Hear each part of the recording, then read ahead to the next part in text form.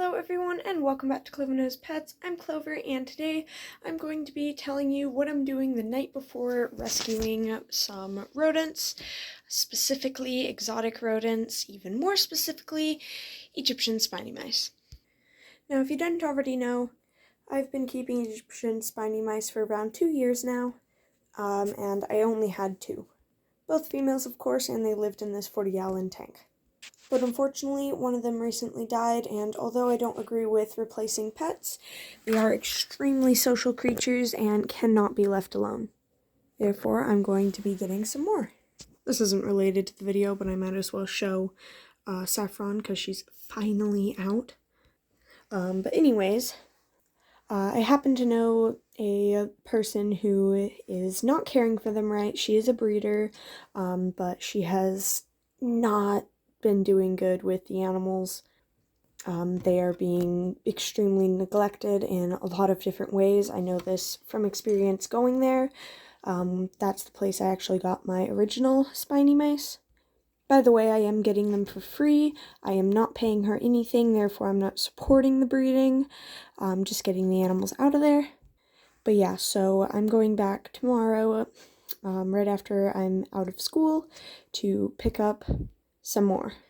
Now, I'm going to be getting 3 more to keep, 3 more females to actually keep, but it's possible that I will end up coming back with 5, because she did say she has 5 females, so I might just take all 5 and then rehab all of them and then find homes for 2 of them.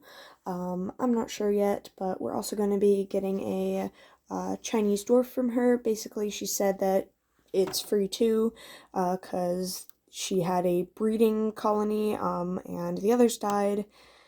So, yeah, that's a hamster. They cannot be kept in colonies, even for breeding, but anyways, yeah. So let's see what I'm getting done. Alright, first thing I have to do is make a carrier. So I've just got some Carefresh Clean and Cozy mixed with some aspen shavings and some Eco Earth. I would normally do something a little different and more like this bedding, which is where my mice are in, like that. But I'm low on supplies. I'm going to be picking up some more stuff tomorrow, right after we pick them up. That way I have enough supplies for quarantine tanks and such, because I do know for a fact that they have mites and upper respiratory infections and a few other things, so yeah. Anyways, they're being kept in very crowded containers with newspaper on the bottom at that home. So, yeah. Anyways, gonna pat this down as much as I can. There we go. Gonna add a coconut hide and a half log hide. And some of this, I forget what it's called. It's like packing paper, industrial packing paper. I don't know.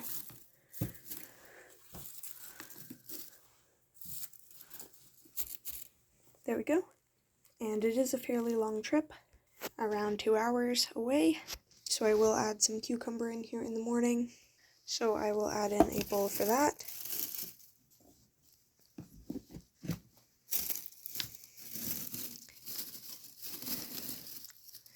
There we go.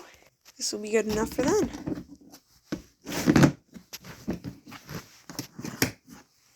Now for the hamster, I'm just using this 6-quart Sterilite container. I was using it for isopods before, so there are some holes, but I definitely need more, so I will be drilling more soon. But I'm going to do that in the morning, because I don't want to wake people up. But yeah, so I did something a little bit different for the bedding. I also haven't had a hamster in a while, but I have been keeping up on research, and I'm aware of all of their needs. And I've been doing research on different medical practices for them and just basic treatments. That way I am good to rehab. Anyways, I've got the same bedding as in with the Spinies carrier, but then I also have orchard grass hay and bamboo, what is it called? Bamboo bedding or something. It's basically like a paper made out of bamboo fibers, and then I shred it. Yeah. Add that. So, nah, I'm not gonna do that. I'll just put By the way, this is also bamboo. Put that there. Then I've got this as a bowl. I'm also going to be putting millet in the carriers, but first let's give some to the mice. Want some of that?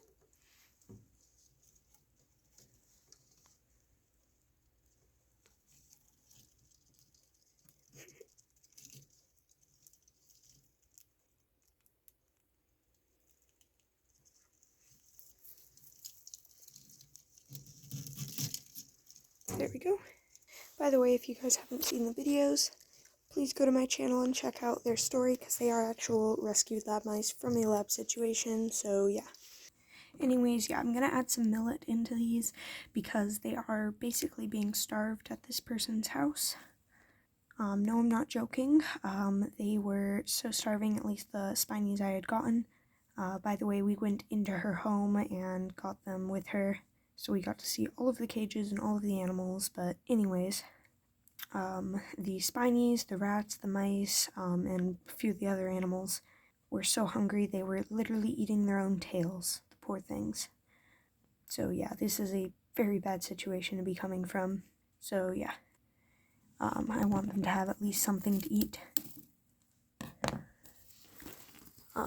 when I first bring them back. I'm also going to sprinkle a little bit of their homemade mix around the cage. Sorry, I keep saying cage, carrier.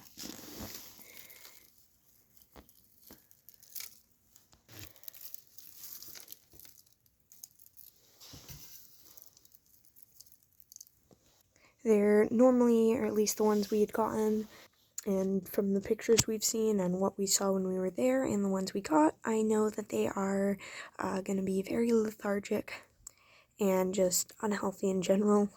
So I doubt they'll want to forage, but I figured I might as well add it. Also, I added some orchard grass there. Yeah, anyways, I've got these done.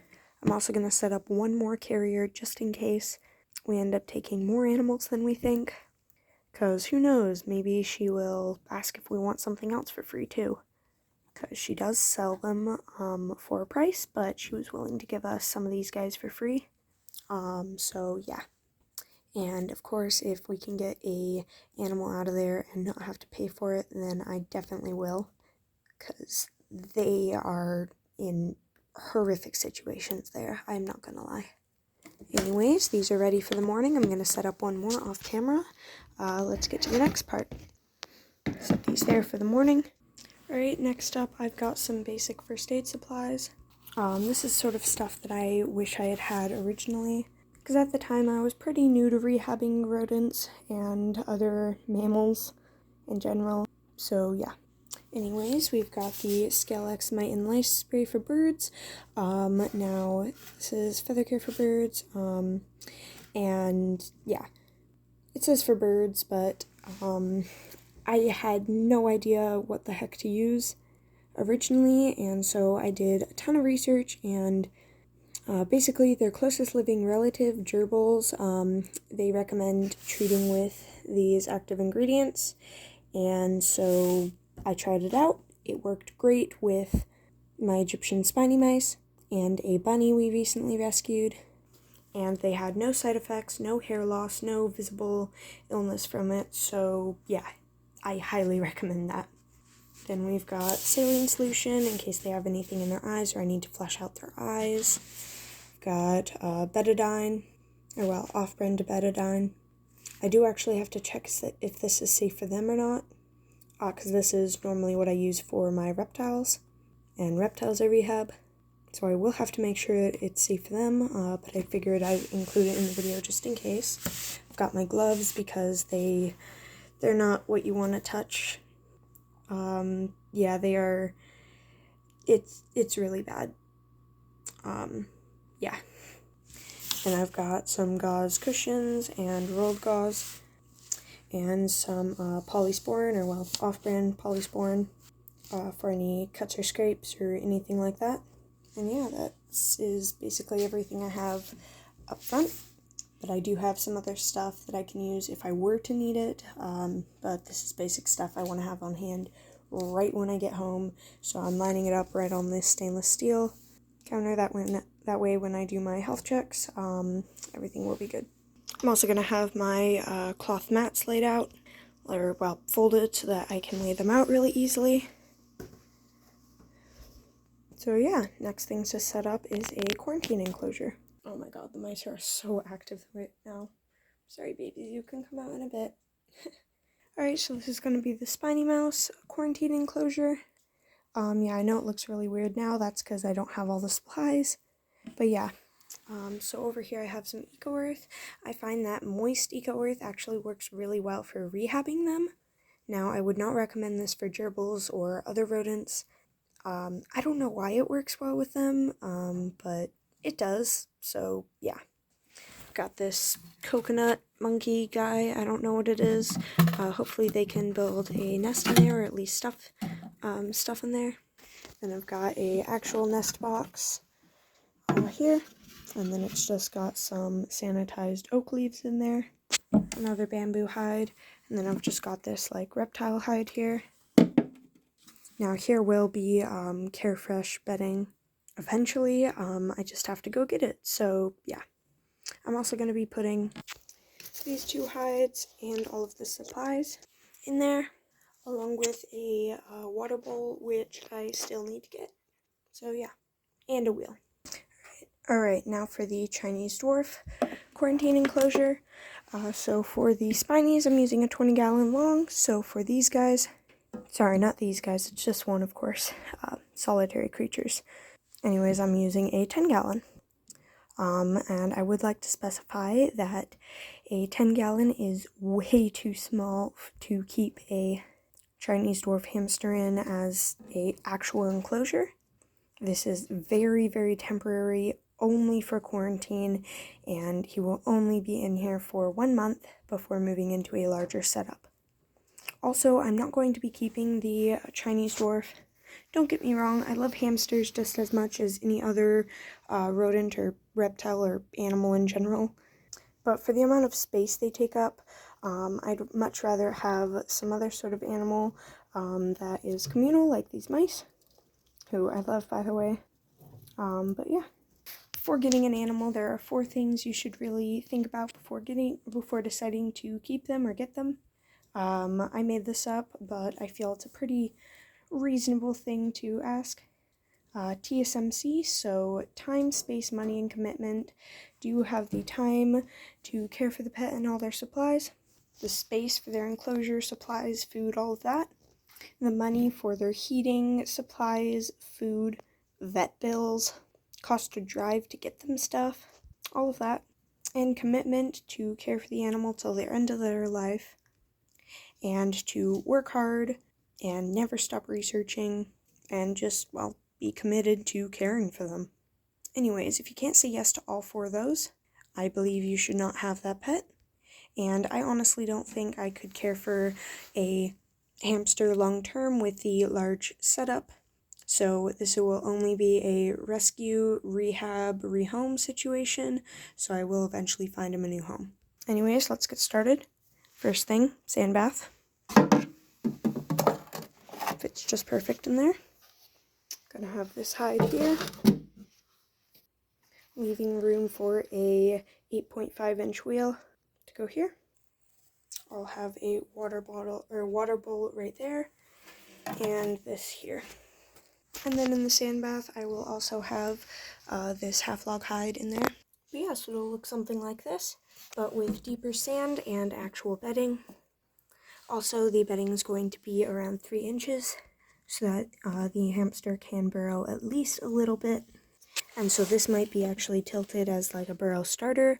I don't know. Also, minimum inches of bedding for a hamster is 6 to 8 inches, preferably 10 to 12. Like I said, this is a quarantine tank, so the rules are different. But yeah, then they'll be scatterfed. So yeah. Alright, so summarizing what I have set up. I've got a carrier for the spiny mice, a carrier for the Chinese dwarf hamster, and another carrier just in case we end up taking in any other animals. Plus, I can swap and put the Chinese dwarf in here if we were to get something like rats. I don't know. But yeah. I find that when rescuing animals, it's very important to be able to improvise, but also be prepared for basically anything because you never know what's going to happen. Next, I have some basic first aid supplies and my mats for health checks. That way I can address the situation right away when I get them and start first rounds of treatment for anything they might have. And then quarantine setups so that they can go straight into their enclosures right away when I get them, and I don't realize suddenly, oh, I'm missing something, or oh, I need more hides, or oh, they're too small. So yeah.